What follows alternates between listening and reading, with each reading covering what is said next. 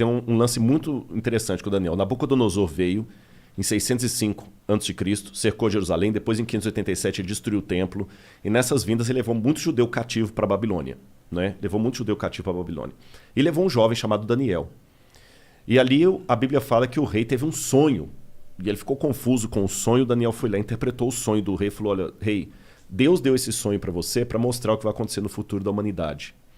E o sonho do rei foi um sonho onde ele viu uma estátua com vários elementos, ouro, prata, bronze, ferro e ferro misturado com terra, com barro. Se eu tivesse uma Bíblia aqui, eu teria, mas ficou no carro. Mas tudo bem, eu vou citando aqui. Aí, Daniel capítulo 2, depois o pessoal pode ler em casa. E ele falou assim, o rei falou, foi isso que eu sonhei. Ele falou, pois é, rei, agora eu vou te revelar o sonho. A cabeça de ouro é o teu reino. E o seu reino vai passar. Vai vir um outro reino, que Daniel vai revelar no capítulo 7, chamado Medo-Pérsia, que vai dominar depois o seu. Depois vai vir um outro reino, chamado Grécia. Isso está no capítulo 7. Depois da Grécia vai vir um outro reino. Mas não está na Bíblia assim nominalmente, tá? A Grécia, a Medo-Pérsia e a Babilônia estão. Só dali para diante que não está. Tá. Estão as características. Aí vira uma... Porque o livro da Daniel... Mas já existia naquela época esses países? Não, 606 a.C. é só a Babilônia. Tinha a Pérsia, mas a Pérsia era um trocinho desse tamanho. Entendi. Você está entendendo? E a Grécia tinha lá no Peloponeso, aquele monte de ilhas lá, nada, né? E o detalhe, um parênteses aqui, que isso aconteceu no capítulo 2 de Daniel. Mas depois no capítulo 7, Deus dá uma visão ao profeta Daniel com essa mesma história, mas com mais detalhes. E depois no capítulo 8, com mais detalhes. Daniel vê monstros, bichos, e Deus vai explicando. Por que Deus fez aquilo? É a maneira de entender, parábola, não é? E Deus vai dando detalhes. Aí Deus fala o seguinte, como são as características? Eu estou pegando igual Daniel 2 e 7. A Babilônia vai passar, o reino que virá da Medo-Pérsia, ele será forte por um lado e fraco por outro. Ele terá duas forças. E realmente foi a junção da Média e da Pérsia, Dario e Ciro, que destruíram a Babilônia. Quando fala da Grécia, fala da Grécia de um único rei que ia dominar o mundo, mas ele mesmo se autodestruiria. E quando ele se autodestruísse, na sua força quebrou-se-lhe o poder, 4 reis iam surgir dele. Aí quando você chega no período da... Aí você tem então 606 a.C. a Babilônia. Em 538 a.C. vem a Medo-Pérsia e destrói a Babilônia, igual Daniel falou. Em 331 a.C., Daniel já tinha virado farinha, vem o filho de Filipe, Alexandre o Grande, da Macedônia, e começa a fazer as conquistas gregas. Igual a profecia falou. Entendi. E Alexandre o Grande, ele só ia conquistando e não voltava, conquistando e não voltava. E como é que Alexandre morreu? Ele se autodestruiu praticamente, porque ele morreu em 323 a.C., com 33 anos de idade. Aí tem algumas versões, alguns acham que ele contraiu febre tifoide na Índia, outros acham que ele resolveu beber uma taça de vinho para cada ano da vida dele. Eu sei que na sua força ele se quebrou. O reino de Alexandre não foi dominado externamente por ninguém. Ele mesmo morreu. E ele não deixou descendente, porque ele tinha um filho com Roxane que foi morto. E aí, o que aconteceu depois da morte de Alexandre? Lembra a profecia? Depois que esse rei se quebrar, vão vir 4 no lugar dele repartindo o reino. O reino de Alexandre é repartido entre seus 4 generais. Cassandro, Seleuco, Lisímaco e Ptolomeu. Igualzinho a profecia falou, e Daniel já tinha virado farinha aí. Daniel é 606. Estou falando em 331 a.C. Traz para frente. Aí falou que depois que esses 4 divisões se sugeria, aí viria um reino que dominaria todo mundo com mão de ferro. E ele duraria muito tempo. E vai falando das perversidades. Aí quando você pega quem substituiu ali depois dos 4 Diódoros de Alexandre, Roma. E fala detalhe por detalhe de Roma. Aí quando fala dos pés em ferro com barro, fala o seguinte, esse último reino será o último reino da Terra. Ele não será um reino mundial como os anteriores. Assim como ele tinha uma parte em ferro e uma parte em barro, esse reino será um reino dividido entre nações, onde ele terá, por um lado, a força do ferro, por outro lado, a fraqueza do barro. Durante muito tempo, essas nações tentarão se unir por acordos, contratos e casamentos. Mas assim como o ferro não se mistura com o barro, eles não se unirão. Aí quando você continua estudando a história geral, o que acontece em 476 d.C.? Cai o Império Ocidental Romano. E ele é dividido entre as tribos bárbaras que atacaram Roma e que viraram os países da Europa Ocidental hoje. Que durante toda a história da Europa ficou fazendo o quê? tentando se unir. Através de casamento, por exemplo. Dom Pedro I era filho de Carlota Joaquina. A esposa dele era princesa da Áustria. Tá certo? A Rainha Vitória chegou a ser chamada de vovó da Europa, porque ela tinha parente em todo lado. Lembra que o que casou com a Elizabeth agora, ele era de sangue alemão e estava na Grécia. A Europa toda tem parentes e eles não conseguiram unir a Europa. O que Napoleão tentou? O que Carlos Magno tentou fazer? Unir a Europa, ele não conseguiu. O que Napoleão tentou fazer? Unir a Europa, não conseguiu. O que Adolf Hitler tentou fazer? Unir a Europa, não conseguiu. Mercado como europeu, unir a Europa, não conseguiu. Agora o Brexit. A Europa pensou que rachou de novo. E a profecia falou que esse reino seria um reino dividido até o fim, quando então virá uma pedra do céu que é a volta de Jesus. Eu dei um panorama assim rápido, sabe? Então acaba com o cometa. Não, aí é um símbolo da asteroide. volta. Não é um asteroide. Fala que é uma pedra como se fosse tirada de uma montanha. É um símbolo da intervenção divina na história. Entendi. Nos dias desses reis. Então, cara, é muita coisa coincidindo assim que você vai assim, pô, mas aconteceu ao pé da letra. Isso é só um exemplo. A Bíblia está lotada de profecias. Não são profecias como música de Roberto Carlos quando você está na fossa. Qualquer uma conta a sua história.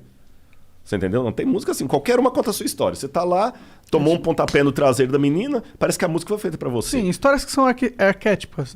Não, tipo não a é o história do caso. herói. Isso aqui é... Histórias que se repetem na humanidade. É muito legal. E eu vou fechar essa resposta aqui, que foi só uma pincelada que eu dei, né? Durante muito tempo, muitos pensavam que tudo de Daniel era um mito. Por exemplo, se você conversasse com um cético no século XVII, XVIII, até o início do século XIX, ele dizia assim... Daniel não foi o cara que leu umas paradas Quem? que foram escritas na parede com sangue? Foi o Belsazar, que era o rei da Babilônia. Eu vou falar dele na arqueologia. Olha que interessante. Segura que eu vou falar dele. Um cético, até por volta de 1820, ia falar com você assim, livro de Daniel é todo mito, bobagem, nada disso aconteceu, porque a arqueologia não existiu Babilônia. Pelo menos o grande império da Babilônia não existiu. Você vai no rio Eufrates de fora a fora e não vê nenhuma Babilônia ali. E a Bíblia e Heródoto falavam que a Babilônia, o rio Eufrates cortava a cidade, igual o Tietê e Pinheiros corta São Paulo. Aí você vai Tietê de fora a fora e não vê rastro de cidade. Até que, em 1899, um pouco antes, a Layard começou a explorar algumas coisas e ele conseguiu encontrar tijolos com escrita estranha, que foram decifradas e descobriram o nome de Nabucodonosor. Eu mesmo tive a oportunidade de traduzir um tijolo com escrita cuneiforme. Tem um artigo publicado disso, pela USP, inclusive. Que foda. Onde eu estudei e achei o nome de Nabucodonosor. Vou contar desse tijolo para vocês daqui a pouquinho. Provou, então, que, o Nabucodonosor existiu. Mas até esse achado de Layard, falar de Nabucodonosor era algo tão ridículo na academia como falar do rei Arthur. Provou que Nabucodonosor existiu. Em 1898, 14 anos depois disso, Robert Coldewey, um arqueólogo alemão, descobriu na colina de Hilá a Babilônia. E o rio Eufrates estava desviado, por isso que ele não passava dentro da cidade. Entendi. Então já provou, Nabucodonosor existiu, a Bíblia estava certa, a Babilônia também existiu. Aí, depois descobriram, quando decifraram a escrita cuneiforme, o neo-acadiano, a lista dos reis da Babilônia. Aí veio o Belsazar. Porque, segundo a Bíblia, o rei que estava no poder quando os medo-persas atacaram a cidade, o rei da escrita na parede lá que você falou, chamava-se Belsazar. Só que quando você pegava a lista dos reis da Babilônia, o último rei era Nabonido. Então, peraí. Agora nós temos um problema arqueológico. A lista oficial da Babilônia, quando colocava os reis inteiros, o último foi Nabonido, não teve nenhum depois dele. E a Bíblia fala que o último rei era Belsazar. Aí muitos críticos falaram, tá vendo? A arqueologia desmente a Bíblia. Até que William Talbot estava trabalhando nos porões do Museu Britânico e ele descobriu um tablete que foi traduzindo as orações de Nabonido, as crônicas de Nabonido. E lá nas orações de Nabonido, ele pedia aos deuses, ao deus Marduk, que protegesse o seu filho primogênito Bel-Uru-Achar, que é Belsazar. Aí o Talbot, caraca, bicho, o Belsazar da Bíblia existiu. Mas mesmo assim os críticos falaram, calma, isso não prova que a Bíblia está correta, porque a Bíblia coloca Belsazar como o rei da Babilônia. A única coisa que a arqueologia provou é que existiu um filho do rei chamado Belsazar. Só que mais tarde descobriram outro pedaço de tablete. Quando eu falo tablete cuneiforme, é aquelas pedacinhos de argila com escrita. Sim. Aí trazia o que aconteceu. O Nabonido não ficava em Babilônia a maior parte do tempo, ele ficava no oásis de Teimá. E quando os medopersas atacaram a cidade, ele estava em Teimá, ele voltou desesperado com o exército dele, mas foi interceptado. E quem estava na cidade? Ali diz que estava o filho dele, Bel-Uru-Achar, que assumia o trono na ausência do pai. Entendi. E que naquela noite o filho foi morto, como a Bíblia fala. Agora olha que detalhe. Quando você vai no livro de Daniel, no capítulo 5, que conta essa história, o rei no desespero, quando ele vê a escrita na parede lá, que é a sentença de morte dele, ele chama os sábios da Babilônia para decifrarem, inclusive o Daniel, o profeta. E ele fala com Daniel assim, Daniel, se você decifrar a parede, eu farei de você o terceiro no meu reino. Está assim na Bíblia, farei de você o terceiro no meu reino. Agora faz sentido por que a Bíblia diz que ele prometeu o terceiro lugar. É porque ele mesmo... É o segundo. É o segundo. Cara, então você vai pegando esses detalhes, é incrível, incrível. E quando eu traduzi, por exemplo, esse tijolo, que hoje está no Museu do NASP, eu sou o curador de um museu de arqueologia lá, Da hora. e eu fiz a datação com a USP, a gente datou o tijolo por termoluminescência. Eu fiz primeiro a tradução do acadiano, e eu achei o nome de Nabucodonosor e do pai dele, Nabopolassar. Eu traduzi a publicação, publiquei a tradução, e depois no IPEM, a gente foi fazer a datação ali com o Casimiro Munita. É aquele negócio, a gente cruza dados, contas... Eu não sou da área da química, mas aí a gente faz pares e publica artigo científico junto. Ah. Aí, quando fizemos a datação, a data da USP de termoluminescência deu 300 anos antes de Cristo para o tijolo, que eu traduzi. Da hora. Mas não foi da hora, sabe por quê? Não, porque Daniel era de 600 e pouco. 600. Eu tô com um hiato de 300 anos aí. Entendi. Aí eu, quebrando a cabeça, o Casimiro falou, não, Rodrigo, calma, não fica desesperado. Não. Aí é a hora do cara explicar a área dele, que você não conhece. Aí o Casimiro me explicou assim, doutor Casimiro Munita, do IPEM. Ele falou assim, Rodrigo, a gente consegue, pela termoluminescência, datar a última queima da cerâmica. Então essa cerâmica pode ter 2.000 anos. Mas se ela sofreu um incêndio 300 anos atrás, ela vai dar que tem 300 anos. Entendi. Porque eu tô datando a queima dela e não a primeira queima. Se você coincidir de ela não ter passado por nenhum incêndio, você vai estar datando o dia que ela foi levada ao forno. Mas se ela teve um incêndio depois disso, zera. Eu falei, então bingo. Ele falou, não tem nada na história que mostre. Eu falei, bingo. Aí eu lembro que por estudar as profecias de Daniel, eu fui estudar bastante as conquistas de Alexandre, e Alexandre colocou fogo no templo de Eságila, na Babilônia, e depois manda reconstruir. A gente deduz que foi Alexandre. Alguns têm a dúvida se foi o Alexandre ou se foi o Ptolomeu, que botou fogo, não Lisímaco, corrigindo, que botou fogo no Entemenac. Isso foi 300 anos de Cristo. 300 anos de Cristo. Então eu falei, bingo. E o único prédio da Babilônia que foi incendiado e por isso reconstruído foi o templo do Entemenac. Você está entendendo? O único. Aí eu falei, então agora eu sei, a data que eu tenho é a data do incêndio da época de Alexandre. E agora eu sei, dentro da Babilônia, de onde veio esse tijolo. Dentro do templo. Aí eu fiquei emocionado, gente. Vou falar com vocês por quê. Porque aquela inscrição que eu traduzi era uma inscrição pública. É igual você tem na Flow que estava na parede ali embaixo e tudo, é uma inscrição pública, né? E aquela inscrição pública estava no templo do tesouro do Nabucodonosor. E a Bíblia fala que quando ele levou os utensílios de Jerusalém para lá, para humilhar os judeus, e para lembrar o início da nossa conversa lá do podcast lá atrás, que eu falei que Jeremias falou, Deus vai trazer os babilônios, porque vocês não estão obedecendo a aliança, Deus vai tirar a proteção dele, já que vocês estão procurando outros deuses. O Daniel viu os utensílios sagrados do templo sendo levados pelos babilônios lá para a Babilônia. E segundo a Bíblia, guardados na casa do tesouro do Deus. É provável que esses tesouros ficassem dentro do templo do Entemenac. Porque o Nabucodonosor dos babilônios, eles tinham o costume de fazer uma espécie de museu, antes dos museus, de guardar artefatos de espólio de guerra dentro do templo. Pode crer. Então Daniel leu com os olhos dele aquela inscrição que eu traduzi. Ah, pode crer. Agora ele leu com que espírito? Humilhado. Imagina, tudo que você tem de mais especial. Se você for religioso, aquele crucifixo que a sua avó te deu, que fez o catecismo e tudo, sendo colocado lá de qualquer maneira lá... Com um espólio de guerra. Espólio de guerra. Ou então vamos supor que aqui no programa vocês têm algumas coisas legais, que falam assim, pô, isso aqui a gente guarda com carinho, porque isso aqui foi o primeiro prêmio que a gente ganhou e tudo. Sim. Aí você vê um negócio colocado lá, banalizado, te dói o coração. Daniel estava humilhado. Ele passou na porta do Entemenac e ele viu isso. E ele leu aquela inscrição. Eu sou Nabucodonosor, que foi o que eu traduzi. Rei da Babilônia, provedor dos templos de Esagla e Êxoda. Daniel deve ter feito perguntas similares às que eu fiz quando eu estava com a depressão. Onde está Deus? Tem o Salmo 139 que diz: às margens do rio da Babilônia, nós nos assentávamos e chorávamos lembrando de Sião. Aqueles que são mais antigos que eu devem lembrar de uma música antiga, né? On the rivers of Babylon. É uma música dos anos 70, 80, The Rivers of Babylon. Eu não manjo.